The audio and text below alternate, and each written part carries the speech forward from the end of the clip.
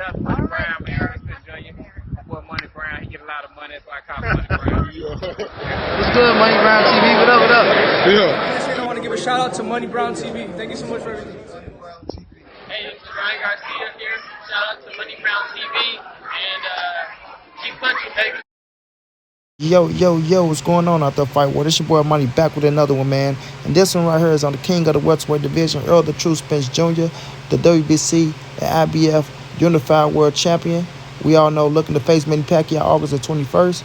And on Danny Swift Garcia, the two-division world champion and former WBC welterweight world champion.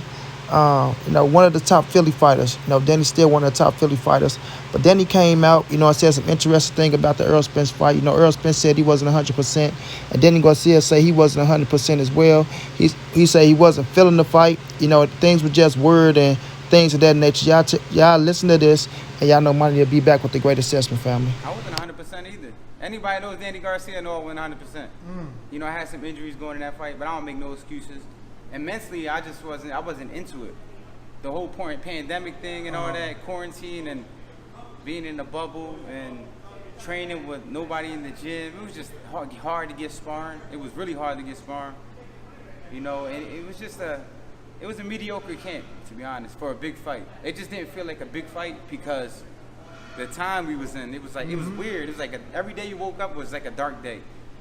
You're not knowing the fight gonna get canceled. You just weren't worrying about dumb stuff. It was just a weird time to fight, to be honest. Like during the middle of a pandemic, because that's when we fought.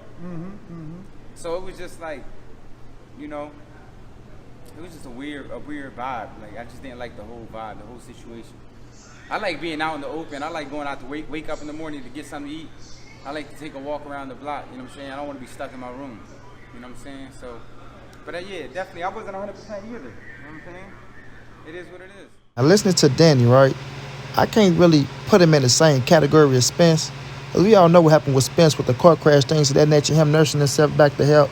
Like Errol Spence nursed himself back to health, bro. You understand what I'm saying? He didn't go do no chiropractic. He didn't go do no therapy, none of that shit. He healed up. He got better himself. You feel me? So when he said he wasn't 100%, he was like 75 to 80. We can believe that. Everybody can believe that him sitting out for how long he set out, things of that nature. And just a damn car crash and everything. After we seen the pictures and shit like that, we knew Spence was in some, in some little pain and things of that nature to where he had to work himself backward. People didn't even understand if he was going to be the same Spence or not. Him going through, the situation with his mouth, getting the teeth fixed, got to wait for that, wait for the spawn and things of that nature. So we know Errol was telling the truth. We can really look at him and say he was telling the truth, But when I look at Danny, I don't, like he said, he had a few injuries going into the training camp and to the fight, which everybody got a little injuries, nicks and knacks, and I can understand that. But the other part, it just sounded like he wasn't focused. You feel me? Like, if you're not focused and you got this big-ass fight with Errol Spence coming up, this your big fight. You feel me? This arguably one of the biggest fights of your career, if not the biggest fight. You feel me? For 2 world titles, like, Danny, come on now, bro. Your ass is in shape. You feel me? You was in shape. And if you lost focus, that got to be on you, homie. That got to be on you. But nonetheless, how can I put it? I can't sit up here and get Danny a pass on that. And not saying he's looking for a pass because he said it is what it is. But I can't give you a pass on that. You're going to Dallas, Texas. You know what's at stake. You feel me? You've been on this big stage plenty of times, bro. Plenty of times. It's not your first rodeo. It's not. Not your first rodeo, bro. You've been on the fucking Mayweather undercard with Matisse. But when you're going up in there against Errol Spence, we all know the number 1 welterweight. We all know he coming back to make a statement to prove to people that he's the same Errol Spence. And we know he gonna be on this shit, and we know how he coming. You should have been on your shit. You should have been on your shit. So I can't buy that one. ESJ, when I thought, worked his ass off to get back to the position he was in. And this training camp gonna be even better with Blu-ray back and things of that nature. This one gonna be even better. So I can't buy that from Danny Garcia. But Errol went in there, and he looked like the same Errol. We can see that he was off, early on. But, you got to get Errol credit. And I'm not saying Danny was trying to take credit away. But to say that you wasn't 100%, to say that, you lost focus in a fight. Well, I ain't gonna say you said you lost focus, but you felt strange and things of that nature. It's kind of like trying to take a little critic away, bro. Especially dealing with Nesta Gibbs. He a big sucker. He a big sucker. He been an Errol Spence hater. So it was like music to his ears to hear Lil B-Hop say what he say, and then to hear Danny say, that he wasn't 100%. He say he wasn't 100% in that fight. Do you feel like this and that? Like, get your corny ass out of here. But with the fight overall, it was a good scrap. It was a good scrap, bro. Like we said, we knew Danny had a chin. We knew that he was going to be tough, right? We knew that he was going to be tough. And a lot of us, I didn't pick Errol to knock out Danny. I didn't pick Errol to knock out Danny. I know a lot of other people did, but not me. Because I knew for a fact that Danny can take a shot. I knew that he can take a shot, bro.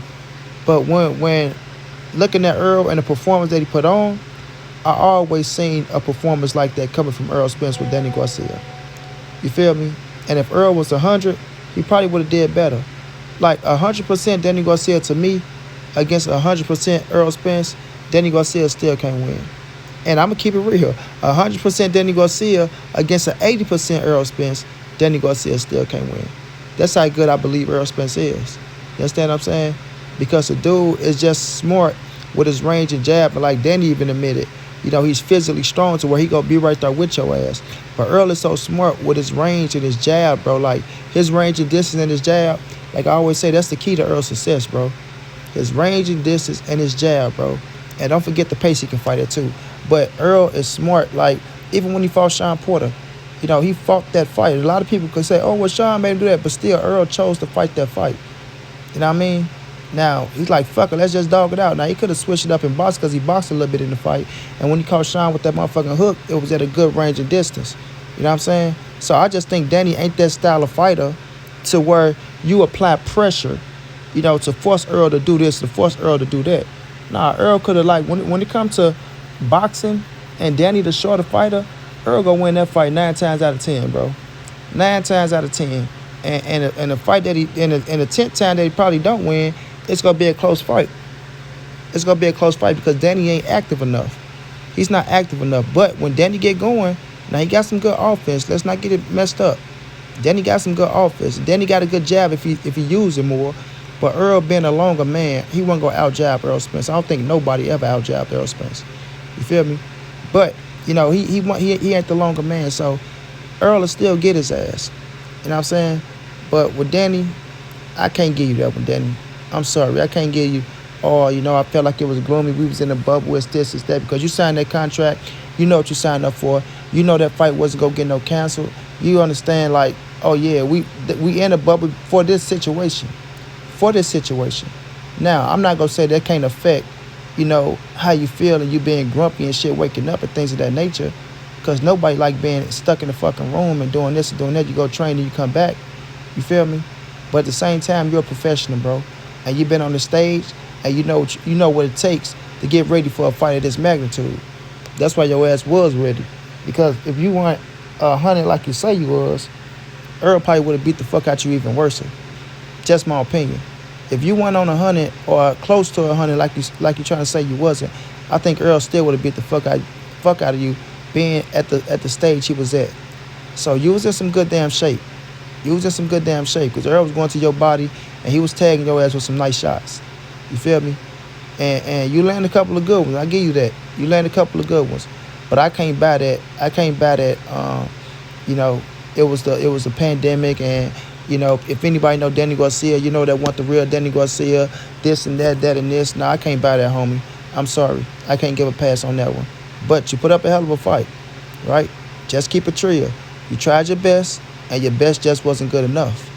I repeat, you tried your best, and your best just wasn't good enough. You did. Errol Spence will beat you 9 times out of 10. You can't beat him. Like I say, styles make fights, and his style is just all wrong for somebody like you. And the way you wait, because you be patient sometimes.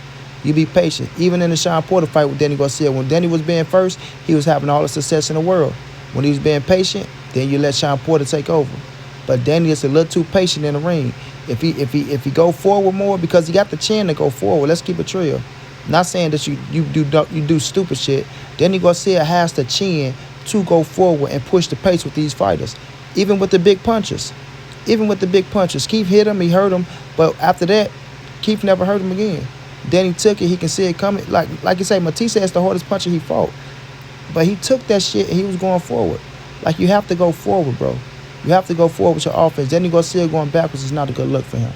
It's not a good look. And he say he want to go to 154. You're going to have to be on your shit to go to 154. You're going to have to be more offensive minded to go to 154. Because if you go up there, you just try to box with them dudes or trying to wait for a counter shot, it's not going to be good for you, D. It's not. It's not going to be good for you, bro. And that's just me keeping the trail. You know, you got the physicality, you got the chin to take a shot, but them dudes go try to outbox you every time you get into the ring. You dig? So if Danny push on the gas more, use his offense more, he'll be a better fighter to me. To me, he'll be a better fighter because he got the style to fight. He got the style to fight. Sometimes he just got to initiate it. You feel me? And not sit back and wait. But, you know, the Errol Spence fight, it is what it is. Like you say, man, they went in there and they banged it out. We know we supposed to got it in January of 2020, right? We all know what happened with the situation with ESJ. So it pushed it back. It pushed it back. You know what I'm saying? I'm not saying that Danny is just not telling the truth in what he's saying. All I'm saying is I just came by. You know, you wasn't ready because the bubble and things of that nature. Nah, this is a high caliber fight. This is your biggest fight of your career. You in Dallas Cowboys Stadium. You know the money you getting paid. You know the people coming out. You know what people are expecting. You know all the hype around Errol Spence. Let's see if he did that in the third, right? And you remember you saying, I ain't no Keith Thurman or no Sean Porter. I hear harder. You feel me? You were saying that shit. You had all the confidence in the world. Angel had all the confidence in the world. So at the end of the day, bro, just say, you know, I was at my best. My best wasn't good enough. ESJ's a dog. He's an animal. You know, he's the best at the division, which you will say, right? And just leave it at that, bro. But I'm not buying it, Danny. And I still rocks with you. I still rocks with you. But ESJ, yes, wasn't 100%. Danny Garcia, I can't say too much. But it was a hell of a fight. Errol came out there, showed up and showed out. And, you know, we all know the end results. We'll see what happens with Danny in the future. We'll see what happens with ESJ in the future. Until then, it's your boy Money. This is the ANSBC movement. Ain't nobody safe in these streets. Hit them thumbs up. Subscribe to the channel if you want to donate. OG Money on Cash App. TreyHampton52@gmail.com on PayPal. If not, just tell a friend. Hit the subscribe button. Like, comment, share the video. Y'all know how your boy get down, man. Big dog status, family.